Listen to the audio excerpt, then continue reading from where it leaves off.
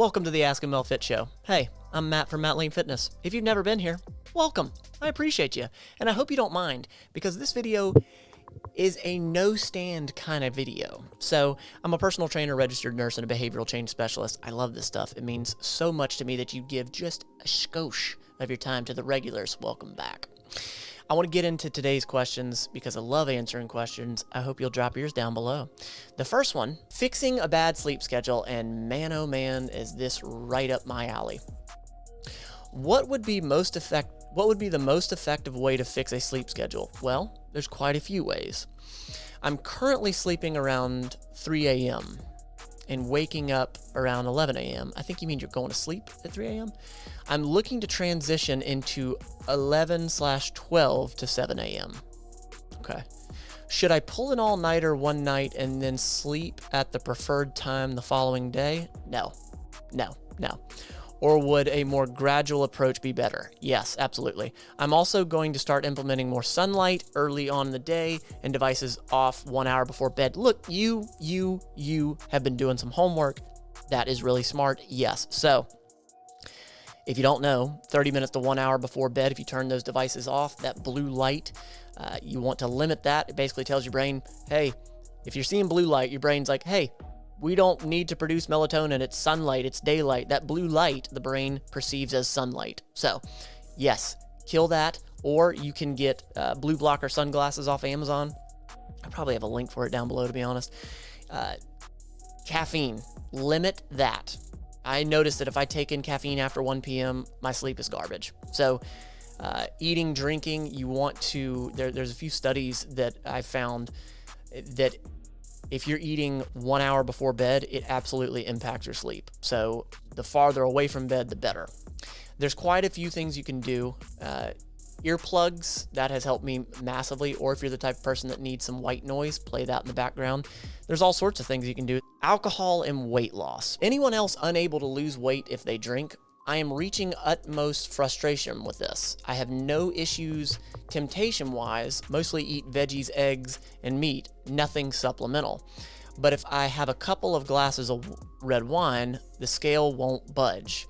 Still under calorie and net carb limit for the day as well. I have quite a bit to lose, so the refusal in the scale to budge is wild.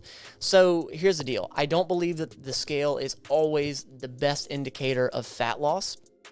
It is a measurement and it can be used, but if I were in your shoes, I would start measuring things. You know, you can get a tape measure and start measuring. You can take photos. You can see how you're feeling in your clothes. The scale is not the best indicator. Reason being is hormones. Yeah, the amount of carbs you take in for water weight. There's so many things that play into that. Are you hydrated? Are you dehydrated? What type of physical activity you have on a daily basis? Do you have more activity this day compared to others? There's so much that goes into it. Sounds like you're tracking calories, which is fantastic. But ultimately, I wonder how long you've been looking at this. I wonder if you only weigh yourselves after you've had the wine.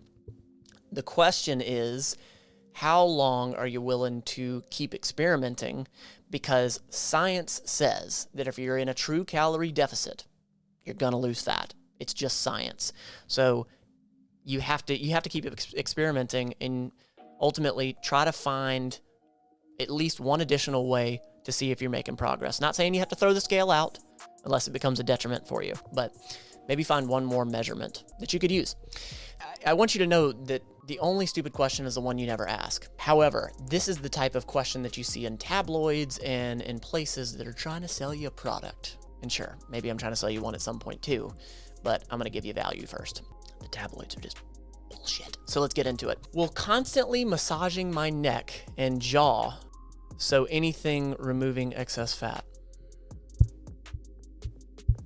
Does anyone proofread anything ever? Will constantly massaging my neck and jaw basically remove excess fat? This person says, please read my comment below. I refuse to do it. Massaging your jaw, your neck, it's not going to change anything. I'm not going to read the rest of that because there's no science behind that. There's nothing. If you are not in a calorie deficit, you will not lose fat. There's enough said I'm moving on. And if you're looking for fitness plans based in behavior change and science where we talk about the sleep, where I instruct you on the things to do to help you better sleep, drop it, look for it down below. It's exactly what I do to the Mental Fit Mafia, to the patrons. Thank you so much. It means so much to me that you're always here. It really astonishes me how much support I always get from you, so thank you. You don't have to be perfect at this fitness thing, just be better than yesterday, every day.